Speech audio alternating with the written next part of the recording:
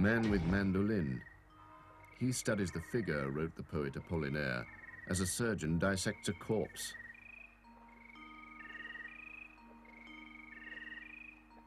There is no vanishing point, no horizon, no perspective, no beginning, no end, just the hard solidity of space. A humble guitar, seen from the front and the side at once. Picasso, I do not paint what I see, I paint what I know. In African art, Picasso had found a way of exerting a primitive power over the human figure.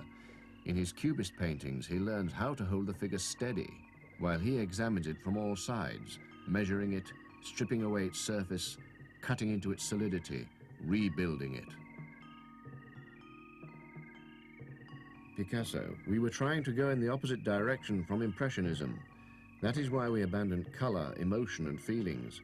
We were searching for an architectonic basis capable of restoring order. Out of angles and curves, segments and sections, shallow hollows and protrusions, Picasso assembles a new human figure.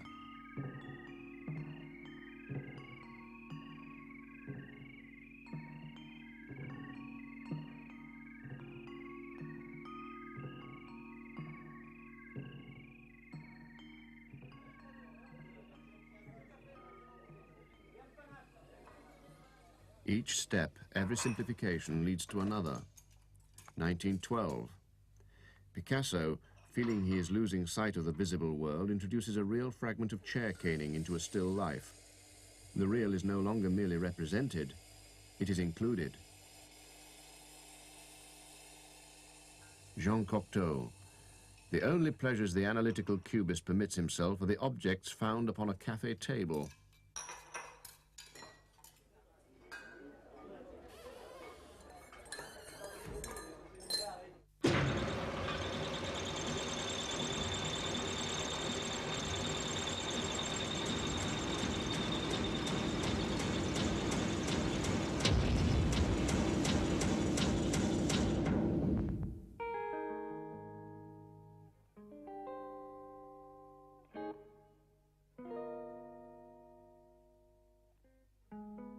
The austere work is executed with the rigor of a mathematical series. A Spanish guitar is taken apart over and over again, then put back together in its exquisitely simple new form. As a challenge to the old art, Picasso introduces a whole range of humble new materials into his collages. Squares of wallpaper, his morning news. It's the most radical change in the artist's way of seeing since the discovery of perspective.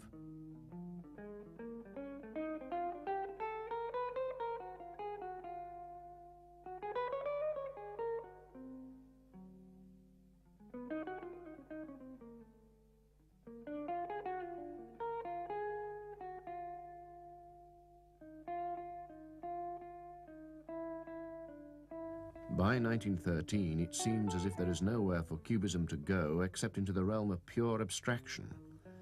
But Picasso refuses to take what many consider to be the obvious next step. There is no abstract art, he writes. You must always start with something. Afterward, you can remove all traces of reality, but the object will have left an indelible mark.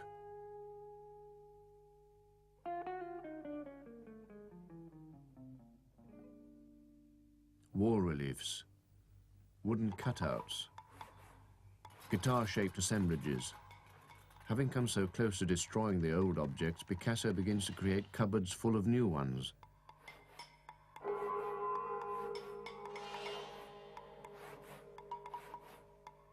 Where previously he had shattered, he now begins to build. Old instruments find a new form for a new century.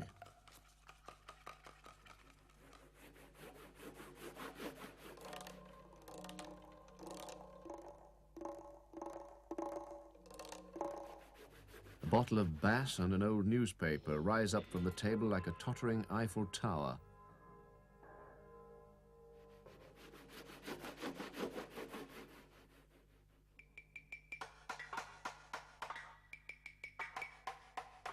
For the first time, critics begin to speak of Picasso as if he was a magician. The Catalan sculptor Fenosa, passing by the artist's studio, hears Picasso shouting to himself, "I am God, I am God."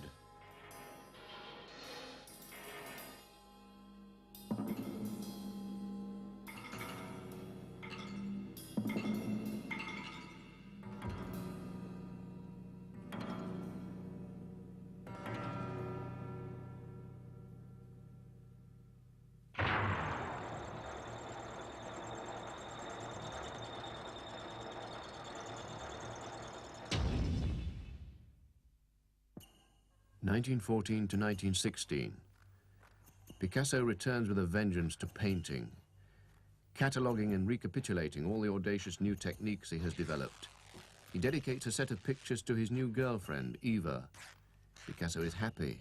The Great War passes him by. A playful exuberance lights up his art.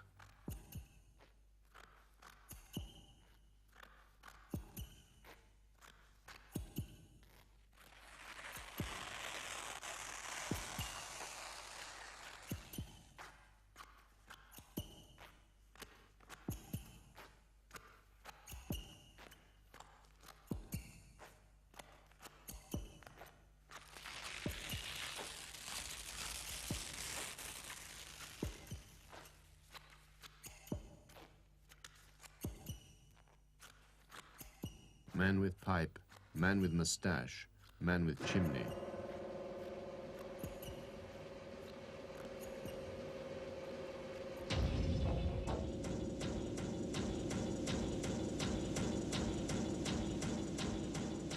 Suddenly, Picasso emerges from his decade of cubism with a characteristically abrupt change of style.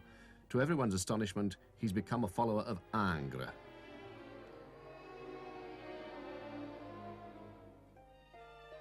In his portrait of Olga Koklova, Picasso introduces us for the first time to the beautiful Russian ballerina who is soon to become his wife.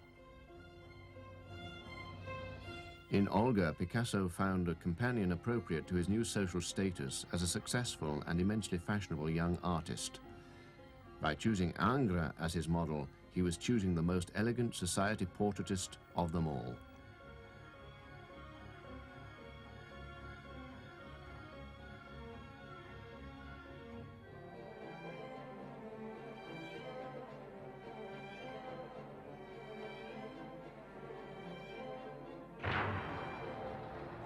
An inveterate hoarder, Picasso kept everything.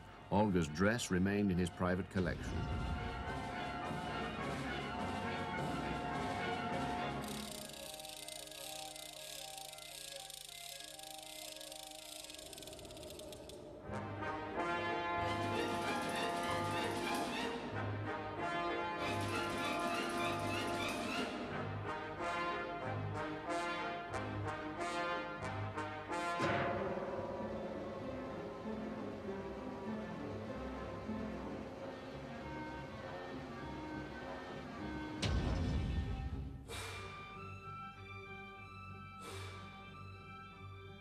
Picasso explained the demise of Cubism.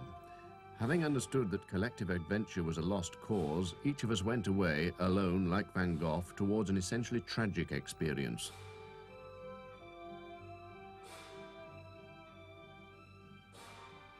Not for the last time in his career, Picasso measures himself against the art of the past. A new order enters his art. We have to go back to the Greeks and the Egyptians.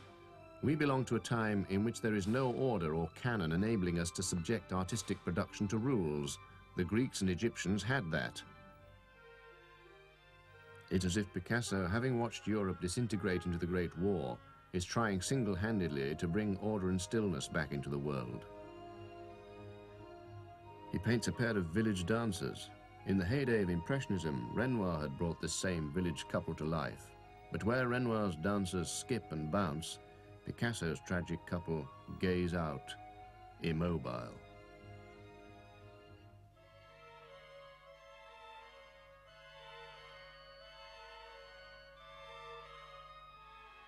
It was Cézanne who said he wanted to make Impressionism an art of the museums.